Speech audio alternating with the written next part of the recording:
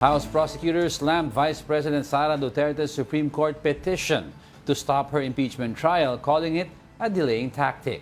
Here's the report. Senate Minority Leader Coco Pimentel is calling for a caucus of all senators to discuss the impeachment trial of Vice President Sara Duterte. Isang tabi ang kampanya na priority ang impeachment. That's part of the job description. Kung talagang ayaw nila, aminin namin sa taong bayan na ayaw nila. Ganun siguro kasi.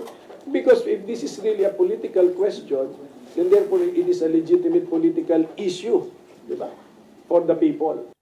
He urged his colleagues to prioritize the impeachment trial over campaign activities, emphasizing that it is part of their duty. Pimentel argued that waiting until July or after the State of the Nation address would take too long and suggested starting the trial by March. Currently, the Senate Secretary and legal team are drafting the impeachment rules, which they aim to approve when Congress is back in session on June 2. Several lawmakers view Vice President Sara Duterte's move to halt her impeachment proceedings as a delaying tactic.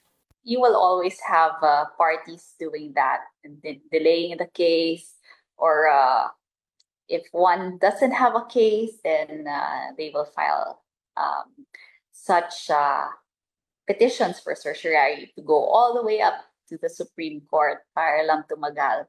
In her petition to the Supreme Court, Duterte argued that the lower chamber violated the one-year ban rule in the 1987 Constitution. The rule prohibits the House from initiating impeachment proceedings against the same official more than once within a year. But House prosecutors explained that the one-year ban only applies once the impeachment process has been formally initiated.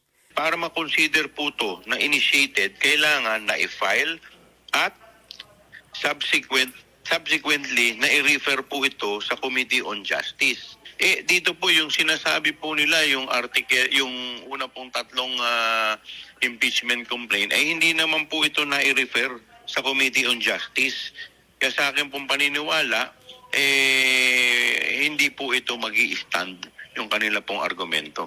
They also rejected allegations of grave abuse of discretion when 3 impeachment complaints remained stalled at the Office of the Secretary General until the 4th case was approved.